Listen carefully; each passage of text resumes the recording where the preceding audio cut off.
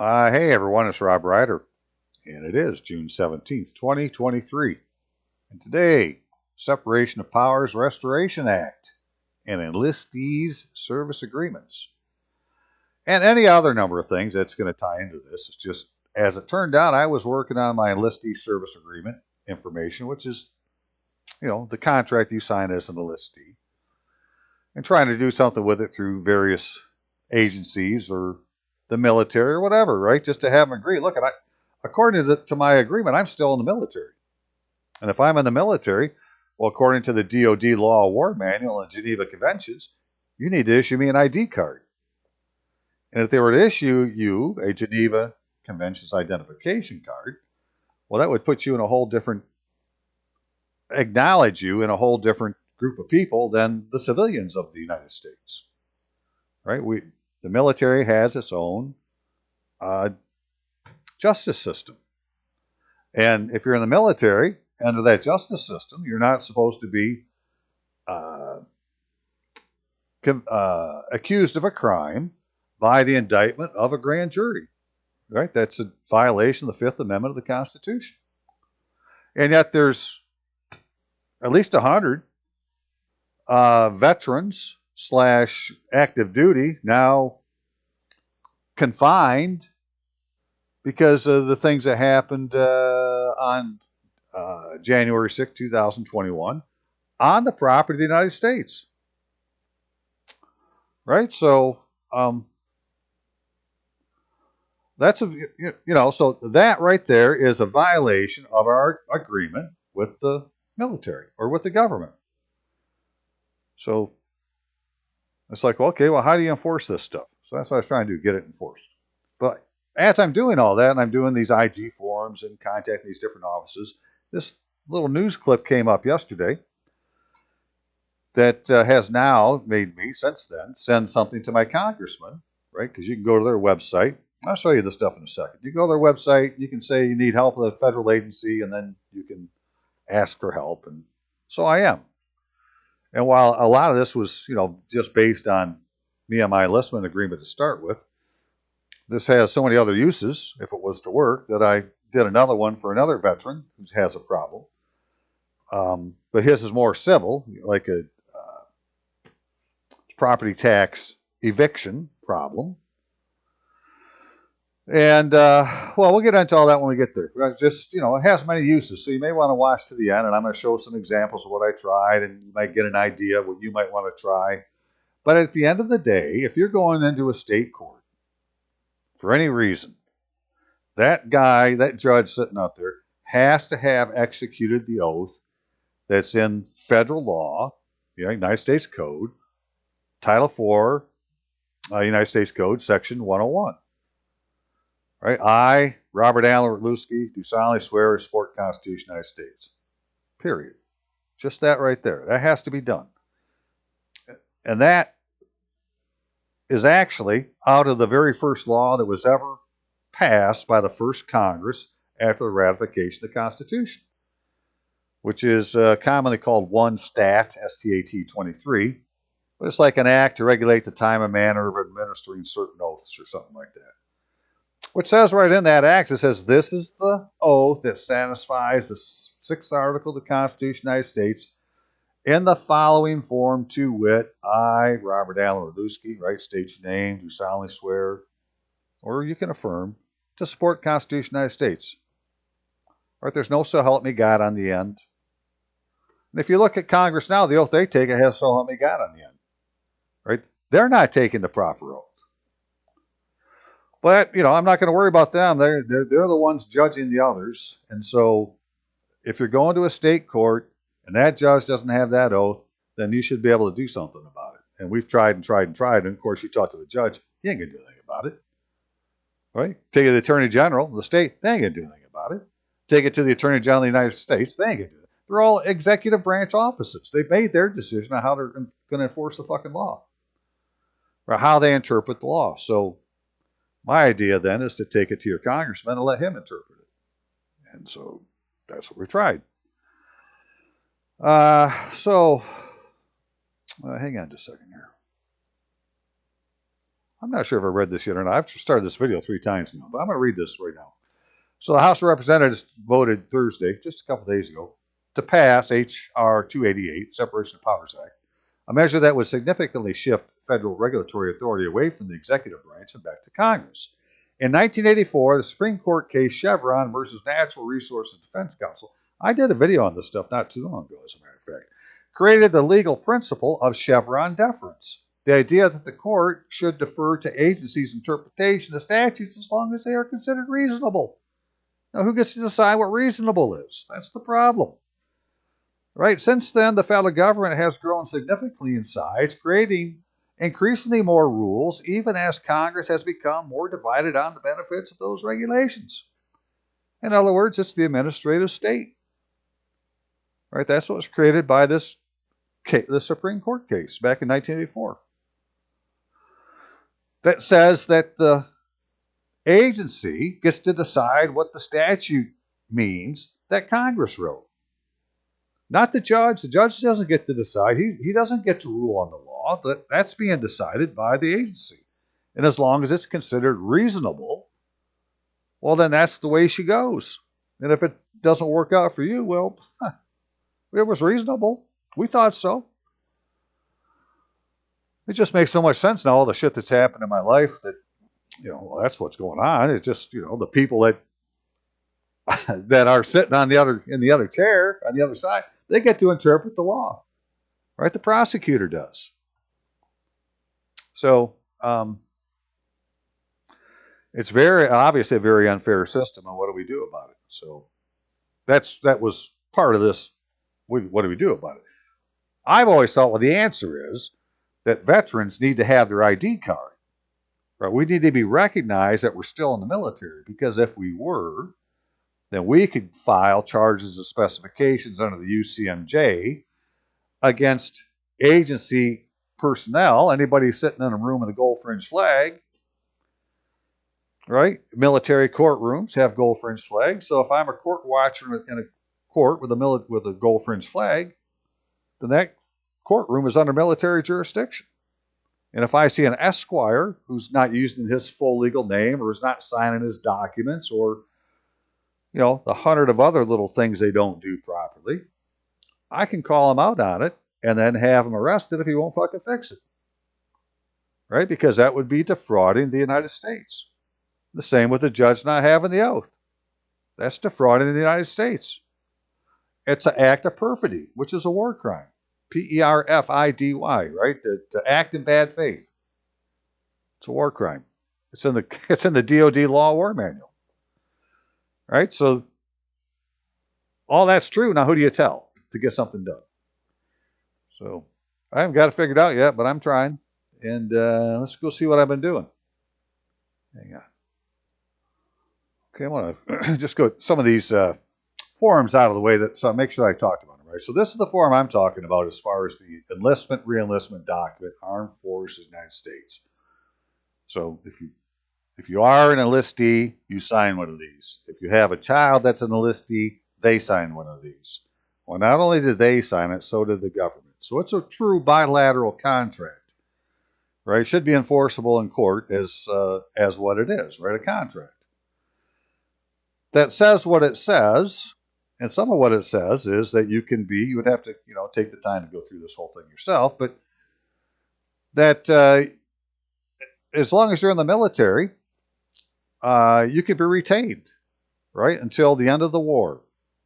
Well, what war are we talking about? Because I use lowercase w war, right? So, right, it's more than an employment agreement. It affects change of status as a civilian and military member of the armed forces. As a member of the armed forces of the United States, I will be required to obey, right? So it changes your status, which means you can no longer be tried in a civilian court. And it says that you're entitled to receive pay, allowances, and other benefits as provided by law and regulation. Well, I agree, so I'd like to be paid. Right? If you didn't release me, which, I can show that I haven't been released, or discharged, whatever term you want to use, or I'm still under the custody and control of the military, right? So there's, it just goes on and on and on. And then the rest of this is talking about how they can extend your your service time, or a lot of what's still on here. So, but then you get the certificate of acceptance, and eventually you get down to the bottom here, and you're going to sign it, and so is the officer, right? Enlistment, reenlistment, officer certification. Well, now we have a contract. So I'm trying to enforce this contract. So recently, AI came online where you can start using it, and Google has one called BARD, B-A-R-D. And so I asked it a question. I said, I have a contract with the Armed Forces of the United States. How do I enforce it? And I'll be dang if it didn't say, contact the Armed Services Board of Contract Appeals, which I had never heard of before. Now, I got to say one thing about this AI, after playing with it some more. It isn't always right whatsoever. In fact, it's normally wrong, and it's more like it's testing you to see if you know what you're talking about. But this part, it was correct. I mean, it gave me something that existed. I went and looked at it, and I'm reading this thing here, and it says its primary functions to hear and decide post-award contract disputes between government contractors and the Department of Defense. Okay, well, that would be me. I have a contract. And the National Aeronautics, NASA, basically, CIA, other entities who they entered agreements to provide services, and the function under Contract Disputes Act, right? So an act of Congress, 41 U.S.C. 7101 to 7109. Its charter and other remedy granting provisions. So it's like, okay, well, they should be able to help me out. Let me go look at this law. Let's do a little due diligence and see what we got to work with. And, yeah. So as it turns out, of course, there is such a thing, right? It's in Title 41 is public contracts. And Chapter 71 is contract disputes. And there's our sections we're talking about. We got some definitions. And sure enough, Armed Services Board. The term Armed Services Board means the Armed Services Board of Contract Appeals established under another section of this particular law. And they got a civilian board. Well, I don't need that. I need the Armed Services Board. Well, the Armed Services, they're working with people who are contracting officers, right? So it's the individual who, by appointment, in accordance with the applicable regulations, has authority to make and administer contracts and to make determinations and findings with respect to contracts. Outstanding. I got to find me a contracting officer, right? But that's of the agency that you're talking about. So, it was one thing as I'm talking about, because now we're talking about who's a contractor. Well, that means a party to a federal government contract other than the federal government. Okay, that's an enlistee. We have a contract as a party with the federal government. Executive agency, for military departments as defined in Title 5, Section 102. So we're obviously talking about military departments.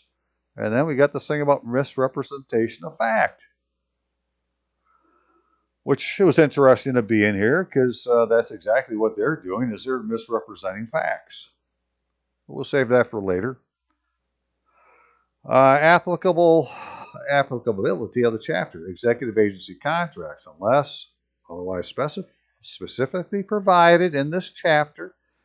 This chapter applies to any express or implied contract, including those of these different agencies.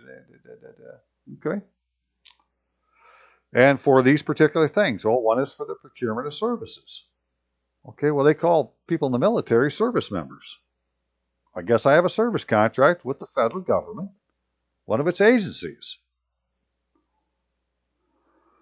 It's all making sense to me. It's like, okay, well, what do I need to do? Well, I got to get a decision of a contracting officer, right? Submission of contractor's claims to contracting officer. Each claim by a contractor against the federal government relating to contract shall be submitted to the contracting officer for a decision.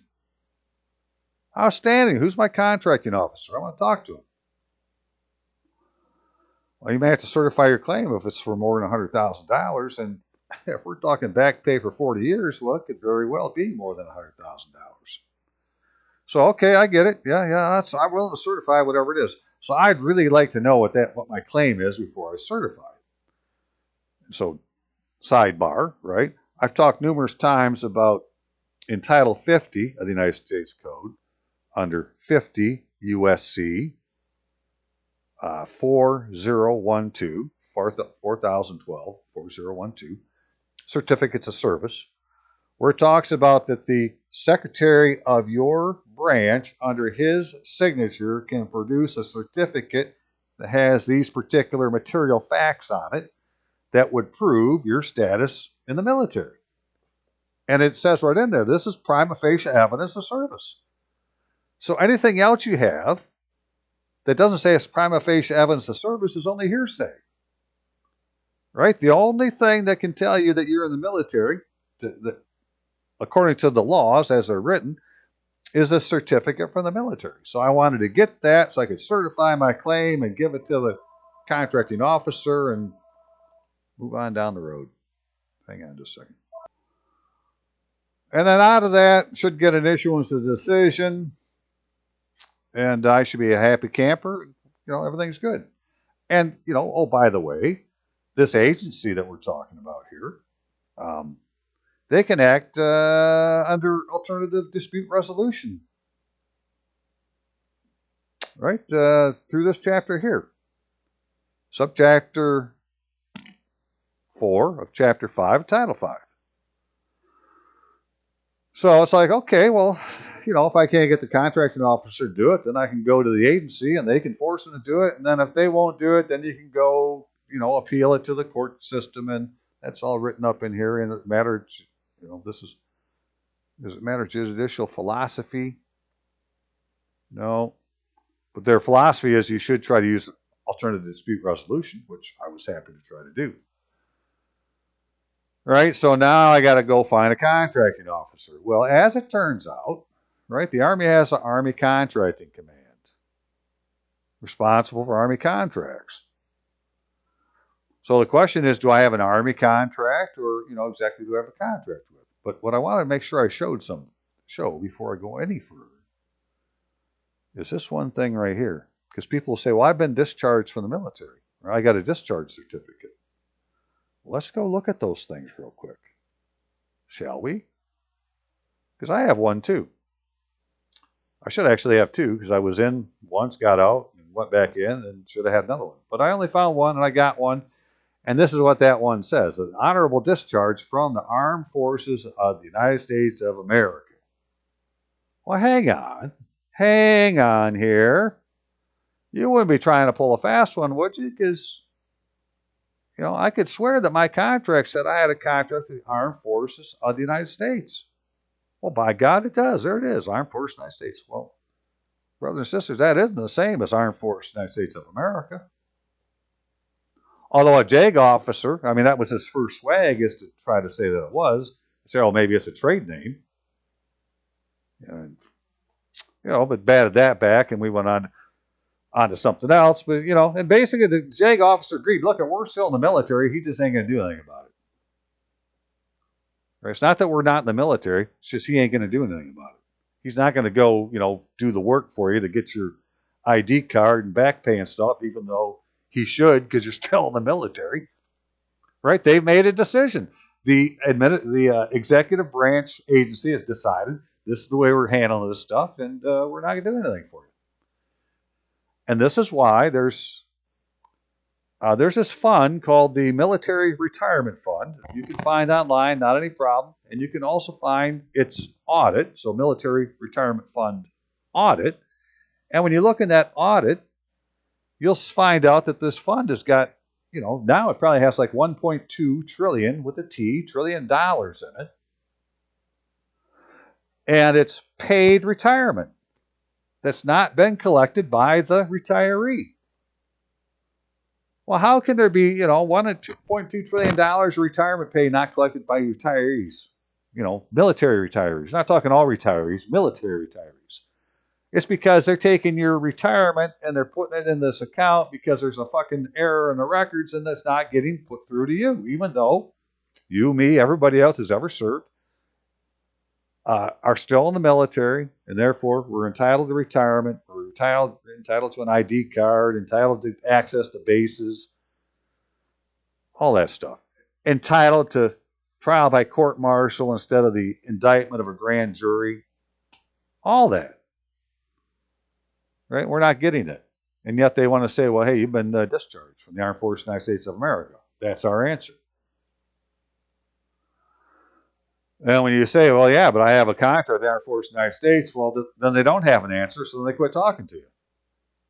So, trying to break through that haze and fog has been years and years of trying. So hang on again. All right, so then just really quickly, so then what I did is I said, okay, let me contact the U.S. Army Contracting Command, right? And I could find one for the public PAO. What does that mean exactly? I don't remember.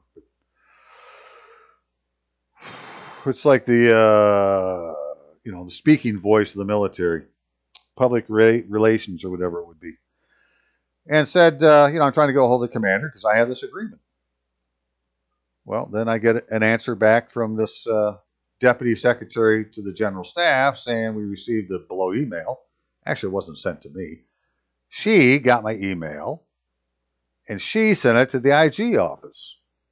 And the IG office then, the Inspector General, Headquarters United States Army Contracting Command, contacted me and said, we looked into the matters you presented to the Army Contracting Command Inspector General. Well, our research indicates you last tried these matters in the United States Court of Appeals, Veterans Claims, which was denied. So they knew all this almost immediately. I mean, this is all being answered within a couple of days, right? And I have done these things. I have gone to the Court of Contract Appeals. I got like 4 different cases I put into that court, just trying to get different things to see what they would say. Right? However, I'd like to refer to the National Archives in order to obtain your service records. Right? So they're not, okay. And a contracting officer will not be assigned to investigate your claim. So they give all this material fact that has nothing to do with the fact that they're going to say that they're not going to assign me, a contracting officer, to investigate my claim. However, they would tell me to go to the archives to order your service records. That's what everybody tells you. Anytime you have a dispute, they say, well, you need to go to the National Archives and you need to dispute your records. And I don't want to dispute my records. There's not an error in my records. My records are absolutely correct. I'm still in the military. I want to enforce my contract. But this is this is like standard boilerplate answer that you would get from these different places. All right, recommend you contact the Army Review Board agency, specifically the Army for Correction of Military Records, and so forth and so on. Okay, that's what they gave me. So I wrote back to Major, said, Major, I'm not a minister, and my question has not been answered. Right? So here we go again. Assuming contracting officer is United States Army Contracting Command, is the Inspector General of said command authorized by the commander to refuse me service to resolve the contract? Right? Because I don't agree with her statement that it didn't have anything to do with this particular, agency. And I wrote Amy back and so forth and so on. But at the end of the day, the IG came back and said,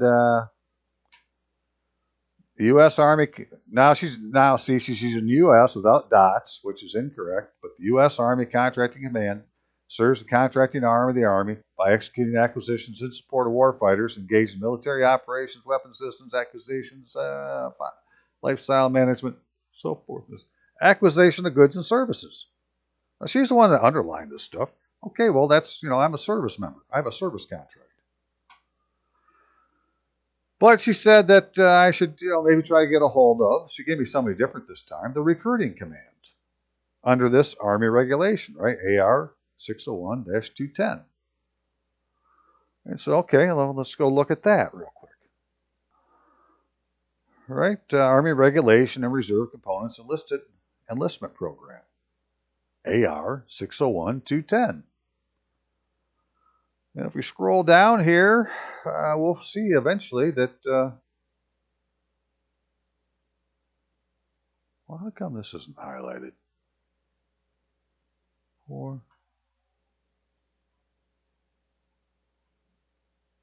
There it is. Actions required after enlistment. right? Which is corrections and so forth. Correction of contracts and annexes involved enlistment incentives. U.S. Army Recruiting Command liaison role for processing Army, U.S. Army. So it could be, because this is a recruiting command, right? So this is like, before you go to your branch, whether it be Army, Navy, Air Force, Marines, whatever, we're all in this recruiting command. And it acts as a liaison for whatever the branch is that you're going into. Correction of an item, enlistment, or other contract inquiries. So there's reasons to believe, okay, they could do something with your contract. So I went ahead and contacted them, or I'm contacting them. Let me find this thing real quick. Hang on. Yeah, actions required after enlistment. This chapter covers procedures to apply final processing phase of a new soldier. Process a new soldier is not complete until he or she finishes training. Well, that's interesting. When do you finish training? Because they always say you're on active duty training. So you're always in training. Your whole freaking time in the military, you're in training. Or you're at war, one or the other. And, your processing doesn't end till your training ends. So I just thought it was an interesting thing to say. And then we find out, if we go down here far enough, that, where was it? Doubtful. Here we go. That doubtful cases that cannot be resolved elsewhere in this chapter regarding a soldier's status or how to correct any of the following can be addressed by contacting the Deputy Chief of Staff of G1 of DAP, MPA. I don't remember what all these acronyms mean. Right? Okay, well, if we can't agree what my status is, then we need to take it to the Deputy Chief of Staff and let him decide. Right? So these are all things that, I'm kind of trying in one way or the other. But I want to find this other statement real quick, which is right here in section 1-11, valid enlistment or reenlistment agreements. The DD Form 4, together with appropriate annexes, is the only valid agreement that exists between the person and DA for enlistment in the RA or the USAR, regular Army or United States Army Reserve. Right? So apparently I have a contract between the Department of the Army and myself for enlistment into the Reserve, regular Army or U.S. Army Reserve, or between the person and the National Guard Bureau for enlistment in the Army National Guard for continued service when the term of service agreed to and such agreement expires, one of the following happens. Okay, so what was the term that you agreed to, and what happens when that term is met? The agreement will be extended. 1, or 2, a new DD4 and oath of enlistment will be executed. But it said one of the following. That doesn't have to do both, so you don't have to do another DD4 and 4. They could just extend the one you have, which is exactly what they did. All right, so we're still on an extended contract, and your DD4 Form 4 is the only valid agreement, and it's an agreement between you and, in my case, the DA, so I'd have to say for Navy, it's the Navy, and Air Force, Air Force. You get the idea. You're all going to have your own regulation, similar to this, having to do with the enlistment program for your branch. Right? Marine enlistment program. Just Google it. See what comes up. You're going to find some kind of regulation. Right? Word search on DD Form 4, because that seems to be what they call the contract. They don't use the long name. They just call it DD Form 4. And, right, and here's the responsible parties. Right? Deputy Chief of Staff will develop, maintain, he'll maintain the policies. So it's his decision. Okay, so right, write that down and keep looking for more facts and clues. Hang on a second. Alrighty, so we all have an agreement, right? Armed Forces, United States. So you have your agreement with, which as you go deeper into it, then they say, well, now it's the Department of the Army that I actually have my agreement with, because that's who I ended up joining. And then these other people acting as in-between agents, for that purpose. So it's like, well, then you're my contracting agent. Possibility. And, I wasn't discharged because, I didn't serve in the Armed Forces of the United States of America. It's great they gave me a discharge, and they feel that my service was honorable. What to say here? Awarded testament of honorable and faithful service. Well, thank you very much. Right? But I wasn't discharged from the Armed Forces of the United States yet. Even though I have a DD-214 that says, now this is the long form, if you're in the military and don't have one of these yet, or, if you're a veteran, don't have one, you need to get the long form, which is all part of your, official record that you can get from the National Archives, right? So, getting those records is good to do. And in my case, I look at this thing, it looks like I'm being discharged, right? Type of separation, discharge. And it's going to be under this Army regulation. But I didn't sign it. And I didn't get dental. And so there's all these things that didn't happen, right? And if you go to this Army regulation, which you're going to right now, is that right there? Yes. Right? Effective date of discharge. How do you know if you've been discharged? Because that would be the question. Well, how do I know if I've been discharged? Right? Well, actual, by delivery of the soldier of a discharge certificate. Well, that didn't happen. Not from the Armed Forces of the United States, so it can't be that. Then there must be some other way to do it, which is, let's see, annotated discharge certificate, discharge order, and copy of DD-214 reflecting effective date of discharge will be sent to the soldier at the address provided for the purpose. If the document mailed to the soldiers are returned unclaimed or undeliverable, they will be destroyed. The annotated discharge order and copy of DD-214, further reflecting date of mailing to the soldier, will be included in the personnel file. The personnel file will be sent to the commander, U.S. Army Enlistment Records Evaluation Center in Indianapolis, Indiana. Well, none of that stuff's on my record. There's no annotated discharge order. So, and there's no DD-214 reflecting that the date of mailing to me, that isn't on there. So it didn't happen. Right? That's what I'm saying. So the official record shows I haven't been released from the military yet. I want to be paid. I want my ID card. I want, to be under military justice so that the shit that they're doing to people in D.C. can't happen. Right? So you got to take me to the post. Any problem that the civilians have with it, they got to take you to the post. Well, we need to get back to those days. And that's, trying to enforce our contract to say if they're not doing these things, it's a contract dispute.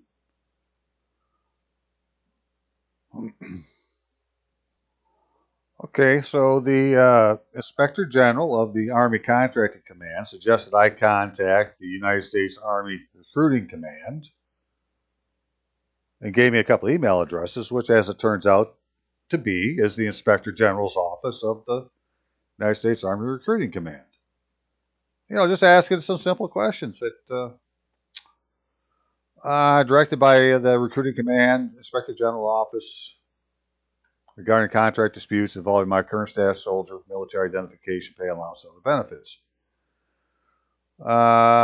The major claims, the enlistment agreement, and its regulation, it's clearly stated in, the major claims of the agreement are governed under the Army Regulation 601-210, right, which is the one that we were just looking at, and that the regulation that clearly states in 8.2 doubtful cases that cannot be resolved anywhere in this chapter regarding soldier status or how to correct any of the following can be addressed by contacting right, the Deputy Chief of Staff. I'm not going to read the whole thing. Anyways, the guy responded, "Oh, I appreciate your trust in the IG system. To address the issue you've raised, I've attached the DA Form 1559 request for IG assistance to this email along with the Privacy Act form," which I thought was interesting because I've done other IG forms before, never been asked for a Privacy Act form, right? Please fill them out and return. Let me look at this one real quick, and we'll look at what I did. I don't think I had this one on there, so let's see what it looks like.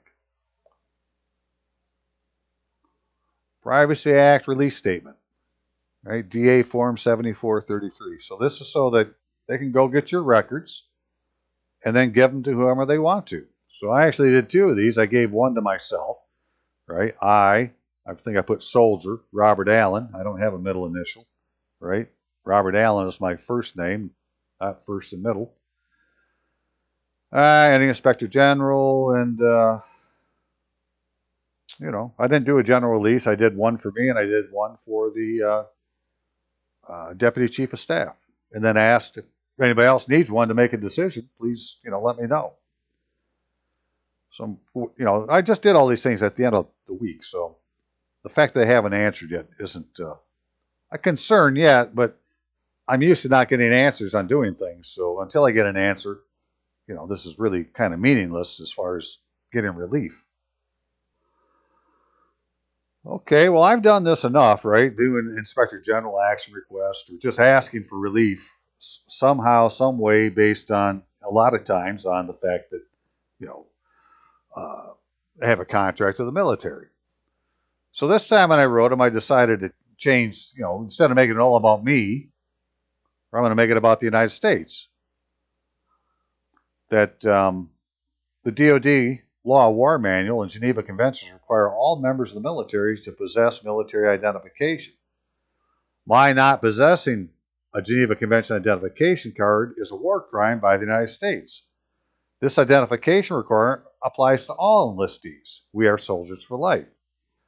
It is unconstitutional to charge a service member by an indictment of a grand jury, Fifth Amendment. Yet, there are close to 100 enlistees who have been thus charged in the District of Columbia for events on January 6, 2021, and countless other reasons across the country. Their DD2 form contract is being violated. By acknowledging applicants' claim, including providing a proper DD Form 2, which is the ID card, right? That's a Geneva Convention identification card. Applicant will be able to prove to a provost marshal that applicant is subject to the UCMJ and therefore entitled to file charges and specifications against the public officer imposters who unconstitutionally charged the soldiers. If the Armed Forces of the United States administers the DD Form 4 agreement in good faith, the applicant and other enlistees can court watch for esquires simulating legal process in courtrooms displaying a military courtroom flag. Maybe that one with a gold fringe on it. Then file charges for their defrauding the United States, effectively ending the ongoing insurrection. Applicants' records would be maintained as an active file by the Army instead of dumped off at National Archives, allowing S1 to be more efficiently correct its own errors and omissions that are causing applicant to scour the country trying to find a command responsible for Armed Forces of the United States DD4 form agreements. DD Form 4 agreements. Yes, I can collect my back pay, retirement, and enjoy my privileges.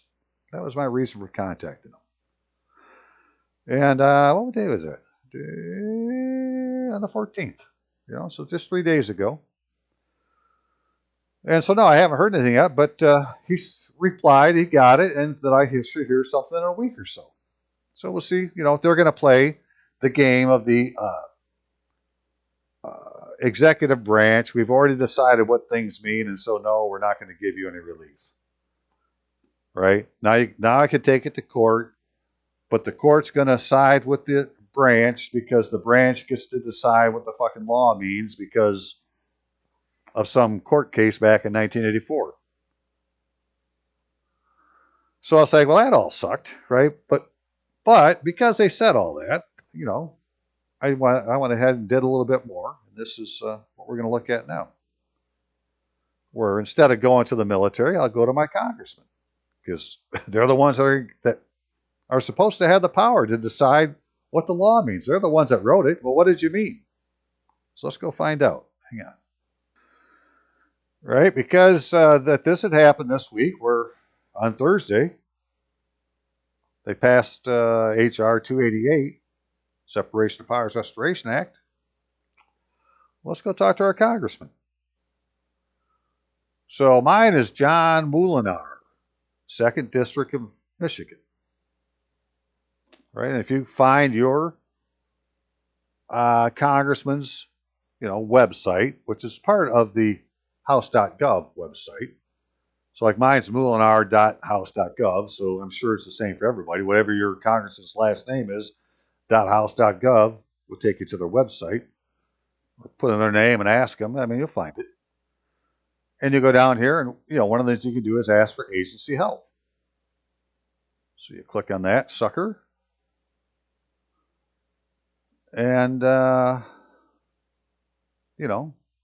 you can't get an answer from an agency in a timely fashion. You feel you've been treated unfairly.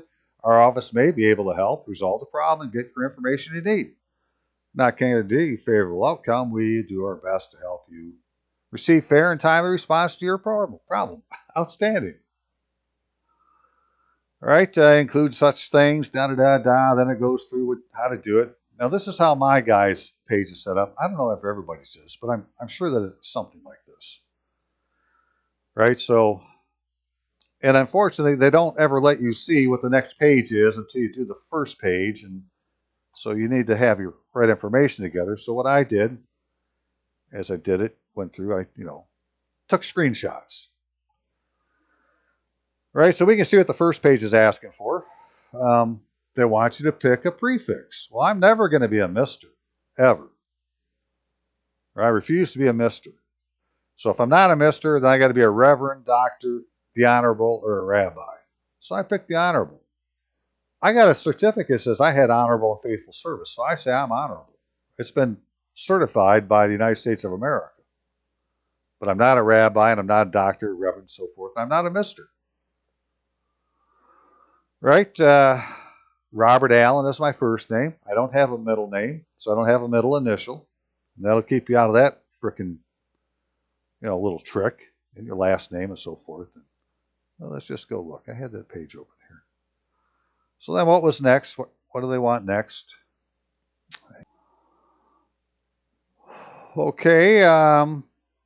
So then it's, agency involved. Well, in this case, I picked the U.S. Department of Justice because I wasn't really going specifically after my contract because I'm already doing that now with the IG. I'm going to give the IG a chance to work on it, but there's other things to complain about, so no shortage of things, right? So I don't have any agency number, and they want your social security number, so I gave it. Yeah, I'm in the Army. What's my rank? Well, I'm a soldier for life.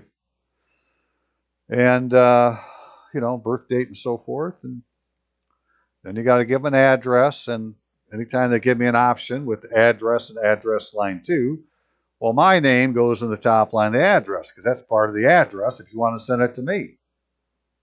Are you sending it to me or are you just sending it to this, post office box? This way they're sending it to me, Robert Allen Redlewski, at this address. Right? Oakfield Township, which is really where I live. Normally you would say, well, that'd be Rockford if it was a mailing address because that's where my mail comes from, but it's not where I live. I live in Oakfield Township. That's my place of residence. Michigan, zip code, email, all that standard stuff. Give it a phone number. What type of phone you're using. Okay, and then finally, they give you a place to put your stuff in. Okay, and then please note, requires members of Congress staff to have written authorization for to contain information about an individual's case. You must have your signature to proceed on this request. You will review, print, sign the document after it's generated. Right, so basically you have to fill this out, print it, sign it, mail it, fax it, or take it to the office. Right, you can't email it. And it has to be signed. Okay, Check, check, check. Got it. I can do all those things. No problem. Let me go ahead and see what I can do. So that's what I did, and let's see what it looks like when it's done.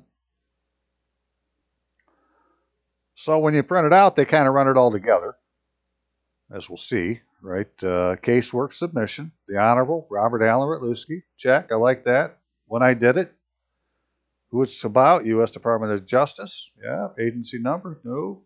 Social Security number. Well, look at that. They don't have a problem showing you Social Security number. And I don't have a problem here. That's my property. I claim it. That is my account. Keep your fucking hands off my account. Branch of service, yes. Soldier for life, address, all that is just standard stuff we filled out to get to the point where what do you have to say? And so, they call Congressman the Honorable also. So it's like, okay, well, the Honorable Congressman Muhlenar, be advised that the U.S. Department of Justice is unconstitutionally charging individuals exempt from indictment by a grand jury by this process. Right? That's exactly how they're doing it. They're charging people by the indictment of a grand jury who aren't supposed to be.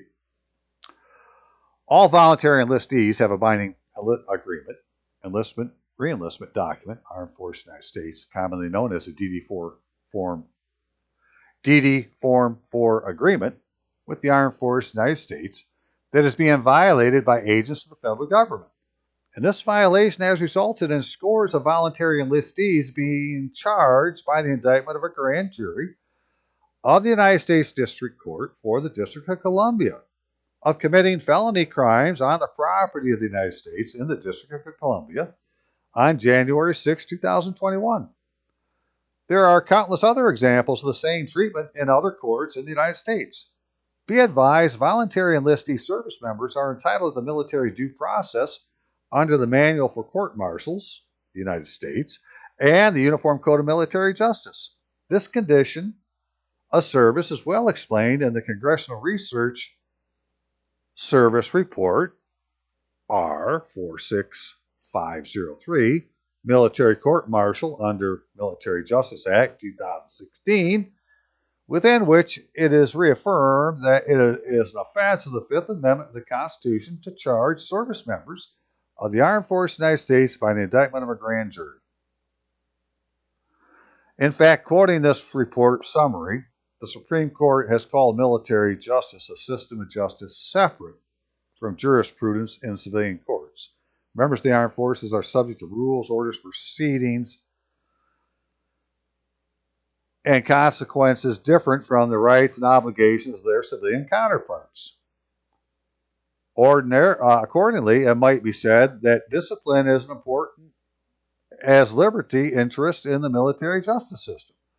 The Constitution specifically exempts military members accused of a crime from the Fifth Amendment right to grand jury indictment, from which the Supreme Court has inferred that there is no right to a civil jury in a court martial.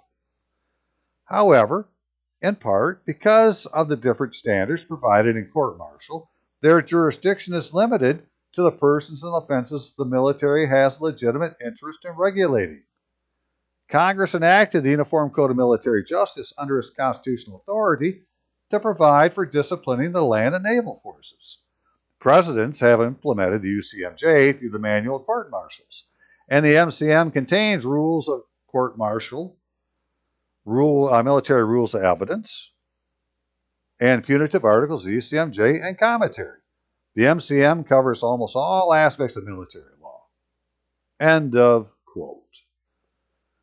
Congress also decided in Section 4012 of Title 50 of the United States Code, that'd be 50 U.S.C. 4012, what constituted primary facie evidence of service, which is prima facie evidence in any proceeding under this chapter.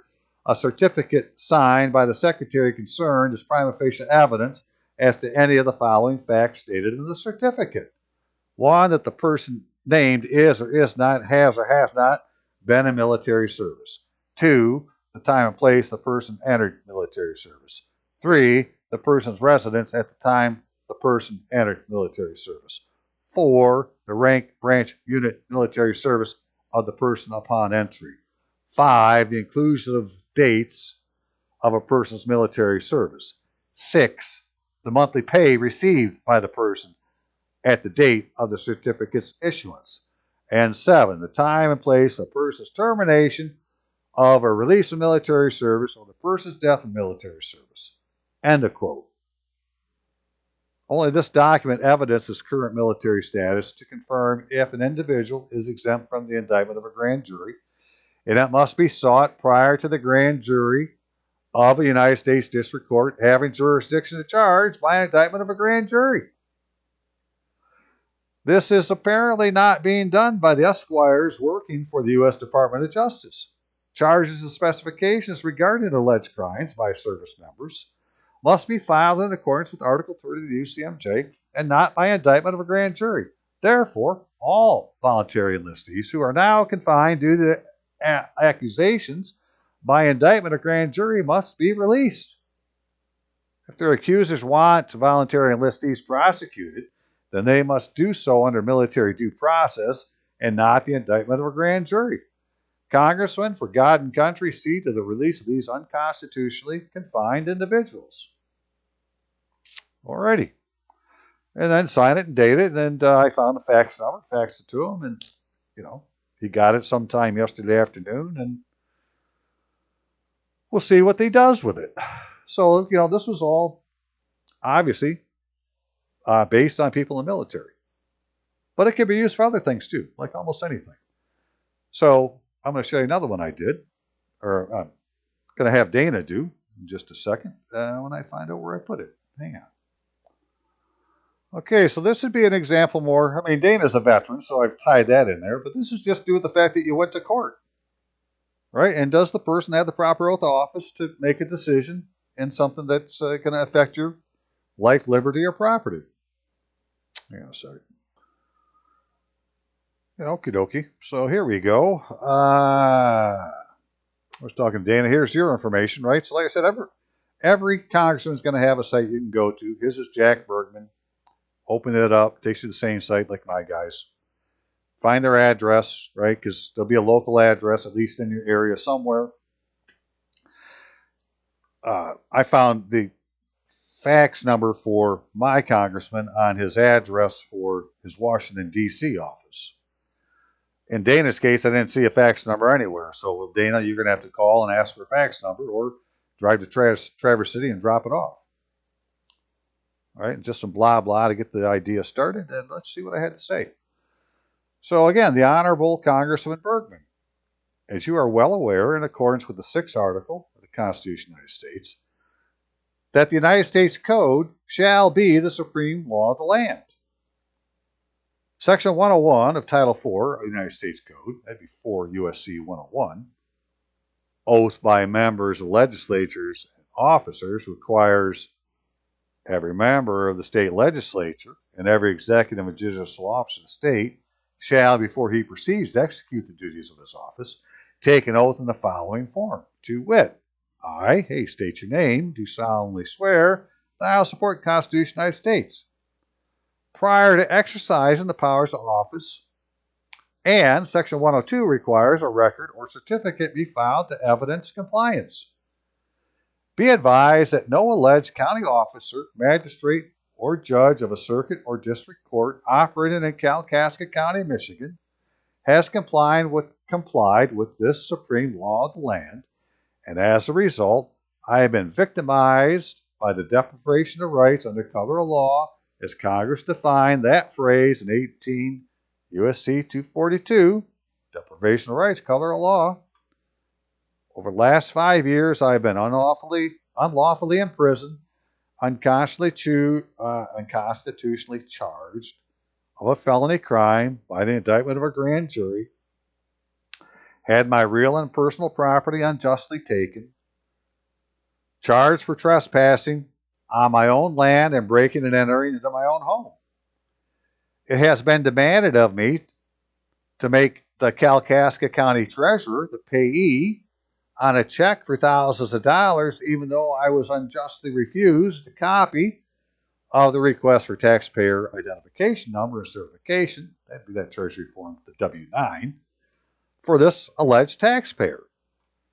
Michigan Department of Treasury approved tax foreclosure forms were altered, errors and omissions in official records remained uncorrected, the real estate transfer tax stamp on my recorded deeds were not canceled as required by state law, and a whole host of other simulations of legal process by persons impersonated as public officers.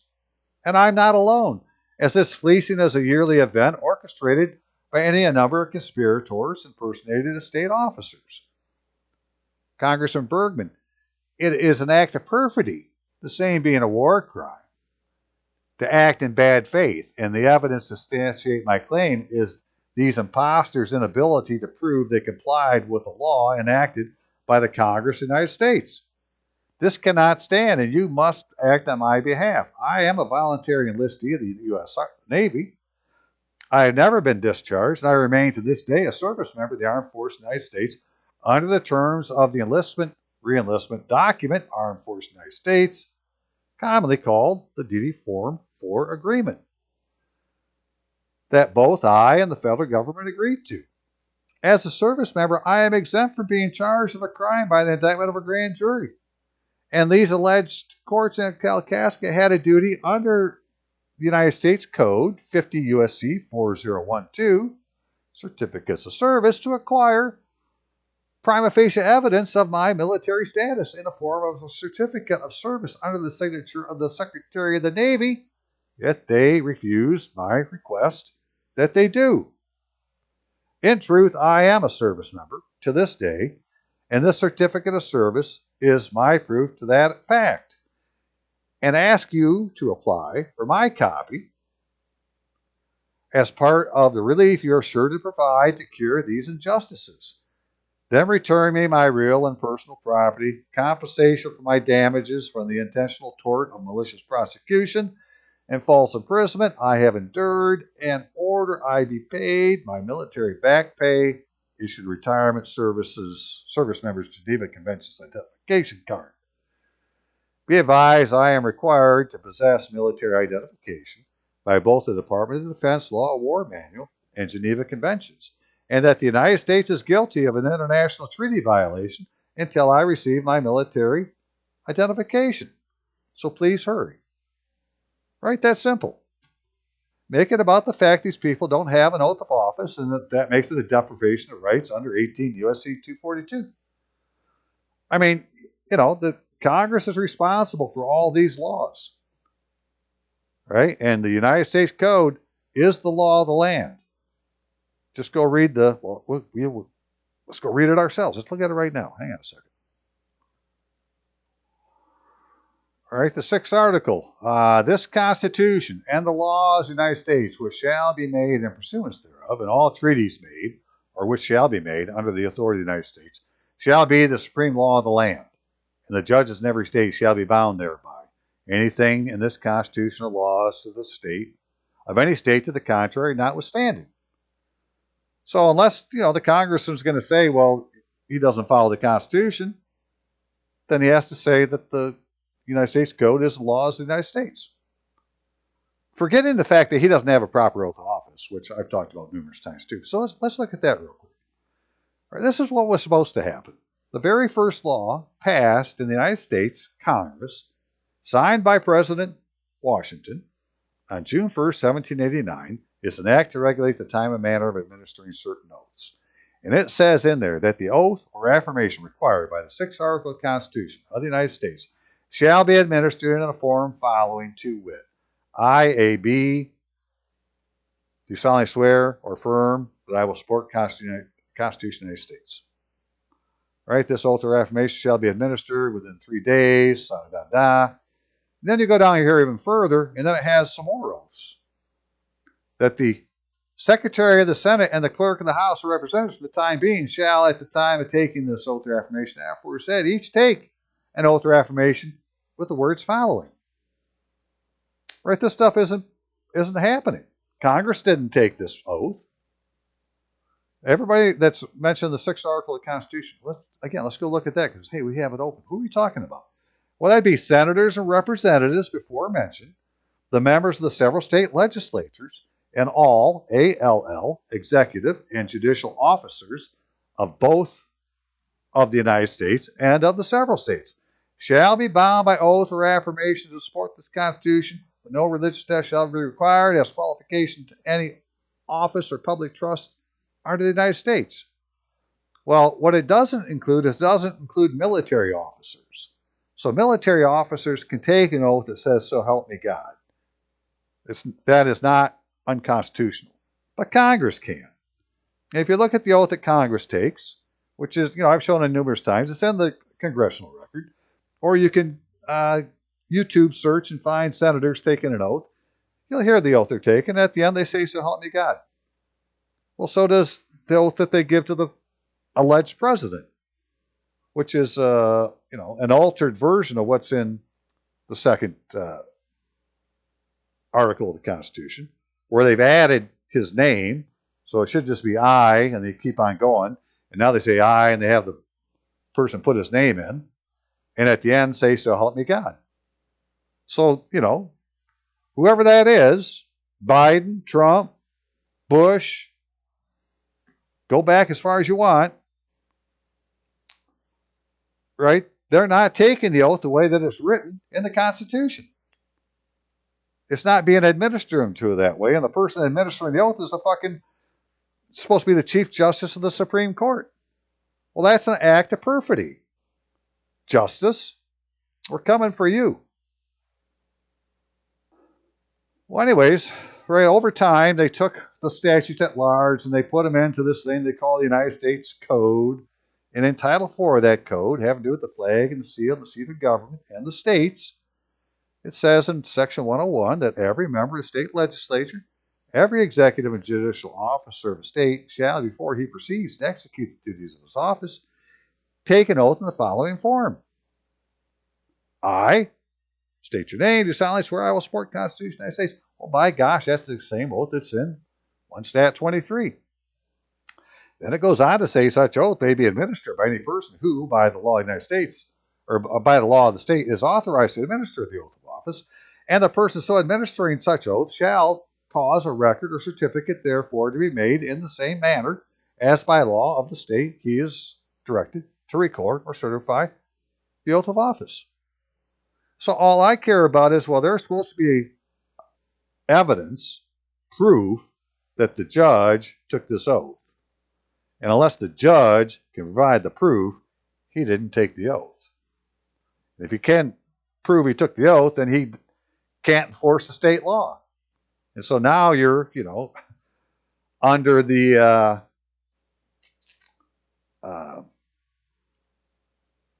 18 U.S.C. 242. Is that what it was? 242? I don't remember. Hang on.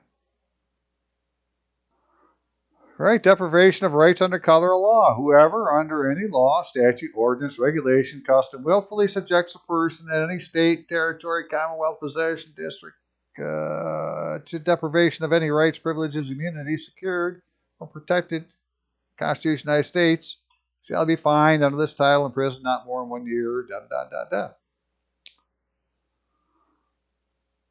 Right, so for this purpose, Section 242, acts under color of law include acts not only done by federal, state, and local officials within their lawful authority, but also acts done beyond the bounds of the official's lawful authority. If the acts are done while the official is purporting or pretending to act in the performance of his or her official duties. Perfidy. Bad faith. They must be acting because they don't have an oath of office. Right? We really don't need to go any further. It's as clear as can be. The problem is that because of this frickin' court case from 1984, right, they allow the administrative state to interpret the law instead of the court to interpret the law. And the judge that's hearing the case doesn't have an oath of office, so he's not a judicial judge anyways. He's an administrative judge of some kind. And so they all agree. And, we've been shut down. And the only ones that can, break the gridlock is either the military or, now that they've passed this act right here, well, I'll give the non-proper oath guy who says he's my congressman,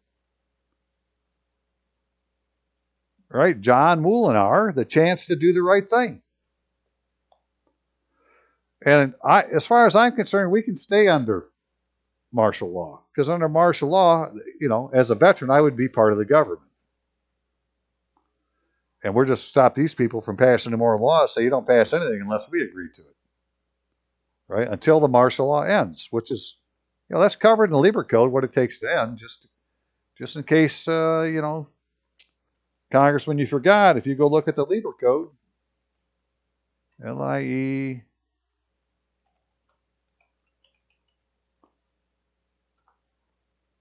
Labor Code, Labor Code, Labor Code.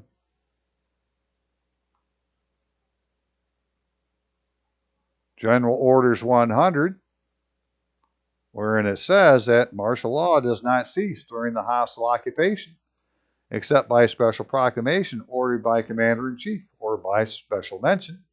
In a treaty of peace concluding the war when the occupation of place territory continues beyond the conclusion of peace as one of the conditions of the same. All right, so we got to have a special proclamation or an order by a commander-in-chief or, a treaty of peace that ends the Civil War, because it never ended. World War I, World War II, Korean War, any of these things that you want to call a war, you have to say they're over. War on drugs, war on terror, right? All of them. Until then, we're under martial law, and under martial law, the military is in charge. And if I have my ID card, well, I'm part of the military, and I can go watch your ass in the courtroom, and I'm going to start putting esquires in FEMA camps for impersonating as officers of the United States or the several states.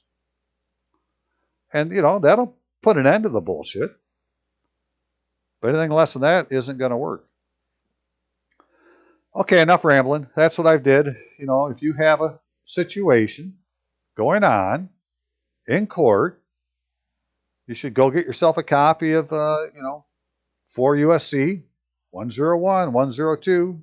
Remind your congressman of what it says, and ask for some help. And where it says what, because it's supposed to say what agency, just say, the House of Representatives. What agency are you looking for help from? Or what agency is this about? The House of Representatives, for not enforcing their own laws. Anyways, that's, just something you had to fill out to get past that section of the page. Do it however you want to do. The point is, send it to your representative and ask for help. And point out that none of these judges have got an oath of office.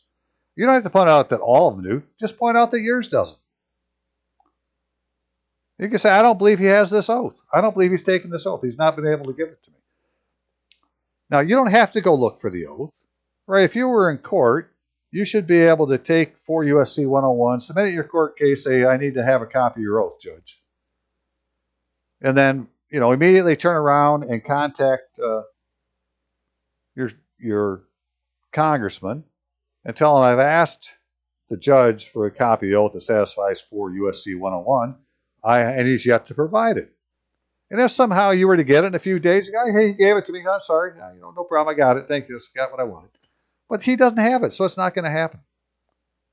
Right? So, let's get our congressmen to do their duty. They're supposed to be in charge of the enforcing the laws of the United States in their district. So I'm going to give them a chance to do it.